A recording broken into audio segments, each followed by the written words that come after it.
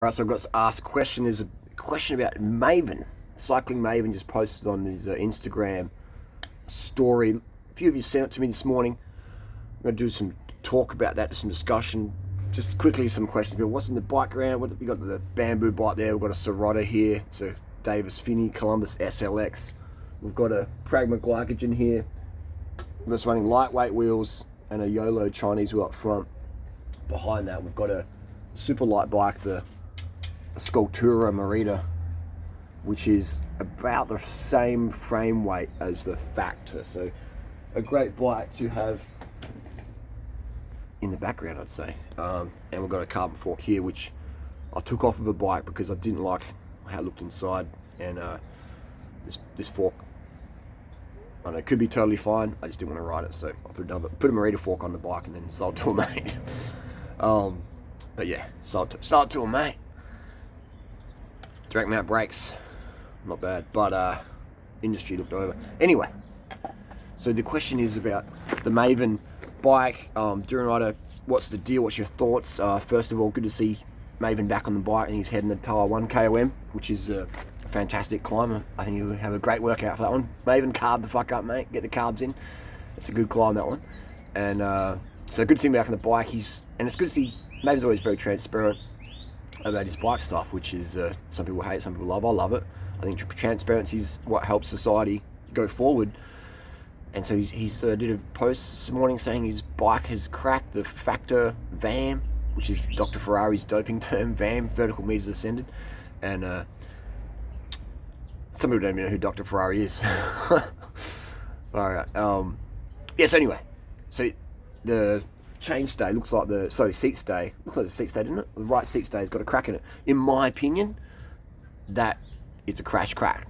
It's been hit. Boom. It's in my opinion of riding carbon parts since 1994. That stuff just doesn't just crack like that, in my opinion. Now, I would say that it's safe as well. That it's not going to just the rear end is not going to just blow off your bike. It's not going to happen. Some bikes you could probably cut the seat stay off, and the bike just to be fine, maybe a little bit of flex. Seat stay is more of a supporting thing. Chain stay is more important than the seat stay for sure. So I would say that, in my opinion, strong opinion, that is a crack, or the bike was damaged in shipping, in back of a car, in a box. I highly doubt it was just from Maven's weight and power. I wouldn't put my life on it, but I'd say 99%. I'd say it's been hit from the side.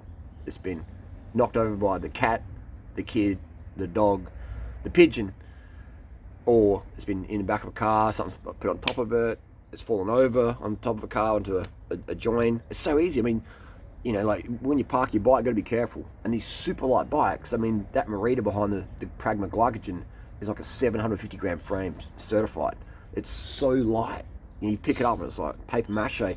My bikes that I sell, the Pragma Glycogen, they're about 900 to 1100 grams depending on size and paint, which I think is a great balance for stiffness, durability, and still lightweight. I mean, 100 grams or 200 grams of extra carbon makes a huge difference in durability. I think there's a bit of a race to the bottom, who can get the lightest frame. And having that Merida, it's a nice bike, but it's the whole package, the SRAM mechanical group set, which is lighter than the Axis wireless stuff. It's not disc brake. Disc brake bikes are so heavy compared to these climbing carbon bikes. And it's got some DT Swiss Montchasseret wheels with the 25mm tires and super light tubes. So it's a really lightweight bike, and you can feel it.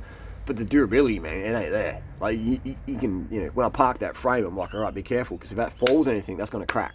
All right, so this is what we've got to talk about is durability. All right, durability. If you do really want to get a lightweight frame, I mean, I deny sales all the time with my bikes. I'm like, how many kilos are you? I'm like, I don't reckon you should get one of these. Or people are like, no, I'm 70 kilos, Harley. I want to support you, man. You're the best. You've changed my life. You've transformed my reality. And I'm like, that's fantastic, and I appreciate your support. But I don't want to sell you a frame because you're relatively new to cycling. And so get an alloy bike, get a giant Contender, or get a Trekker Munda LR Windbreak 5 alloy bike for your first one. Don't get a carbon bike for your first bike, because you're going to drop it and it's probably going to crack, and it's just a pain in the bum. I want you to have a great cycling experience for your first few years, so go alloy. don't even need carbon, you know. But I mean, I like carbon just because I like how it feels and stuff like that, and I love the custom paint. I mean, who doesn't love custom paint, you know? Fucking oath, bro. And it's like custom paint's like changing girlfriends every month. It's just, yeah. Anyway, you know, so you got to get on with that. You got to get on with that. The alloy bikes are just more durable. Someone like Maven, people say his Maven's too heavy to ride a bike. I'd say he is, man. Like, he's not exactly a little Italian greyhound, and you know, a bike's not going to fail. You know, there's no one in the world who's going to be able to sprint a bike and snap it like that. There's no way. But in terms of like landing on it in a crash or just hitting bumps, yeah, maybe you could fail snap a bike if you hit a bump if you're heavy enough. It has to be, you know, have to be a pretty hard bump. So I just think, you know, if you're flying with the bike a lot, like if I was flying with the Merida, I'd be like, you know. So you're chucking the bike in and out of boxes, cars, trains, planes, automobiles. This bike here has gone on the back of planes, trains, automobiles, ferries. It's been dropped. It's like a cat's jumped on it. It's fallen over. No worries. So ask yourself the question, you know, do you really need a 700 or an 800 gram frame? Could you lose 100 or 200 grams off your body? Everyone can do that. You know what I mean? Like, don't bring your mobile phone on your Strava KWM. There you go. This phone here, the Samsung S10 5G or Note 10, whatever which one it is, it's like 200 grams or something. There you go. Just leave your phone for your Strava KOM. So there's ways to lose weight without compromising durability and resources. I mean, let's talk about throwing carbon in the bin. You know, throwing carbon in the bin is it's bad for the environment. You know, carbon is like asbestos, really. It's a toxic material, and so it's a fantastic material in that you can fix it, you can reuse it. So I'm a fan of fixing stuff before warranty. I've got bikes that I won't mention brands, but I've got bikes that I've cracked, and I'm still riding them because the crack isn't going to fail. It's just a crack around the bottom bracket. It's a crack in the. I'm looking at a bike right now. It's got a crack in it. It's just a little crack. It's not going to get bigger. You know, or if it does, it's not going to just fail. It's probably just a paint crack or a surface carbon crack. Carbon's different layers. The top can crack or whatever, or it might just pop. You know, 2 mil and never get bigger than that. So I see it all the time where, you know, we're throwing carbon in the bin. Even my giant TCR that I got warranty on this year, it was, you know, cracked around the ISP seat clamp, and so could have gotten that fixed. But I'm just a bit dubious of fixing a seat mast, because if that fails, that's nasty. That's why I would never buy ISP ever again, because it was such a nice bike, the TCR, but the fact that its Achilles heel was the ISP, you know, it's I don't know, it's a word. It's so sad to see a bike like that just get crunched up and chucked to landfill. So that's why I sell bikes that don't have ISP. I sell bikes with BSA bottom bracket or press fit. You know, durability is really important, and if that seat post breaks, put another one in there. The whole frame doesn't get fucking trashed, you know. So that's a huge one there. And so hats off to Factor Bikes for giving Maven the warranty. That's really cool, and hats off as well for not worrying about it being on social media. That's pretty cool. I know if it was dealing with Cookie Man, that's another video.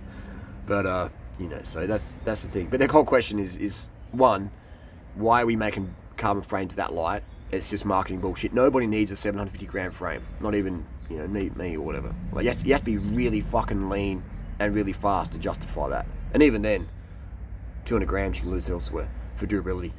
Also, carbon can be fixed. That factor could just be fixed with a couple $100 or $100 or maybe.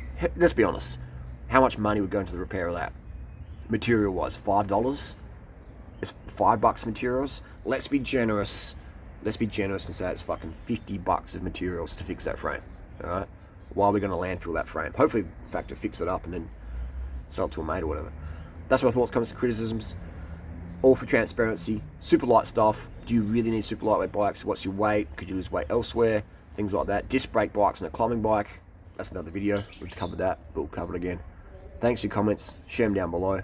And Taiwan KOM. Make sure you got proper chain rings, proper cassette, and stay carbed up. Enjoy it. It's a great climb. And we'll see you on the road. Carbs, carb the fuck up, motherfuckers. Carb the fuck up. Corn, rice, potatoes, yams, bananas, mangoes, dates, plantain, melons, blueberries, blackberries, mulberries. Get them motherfucking carbohydrates in. Go vegan, motherfuckers. Carb the fuck up, the fuck up, the fuck up, the fuck up.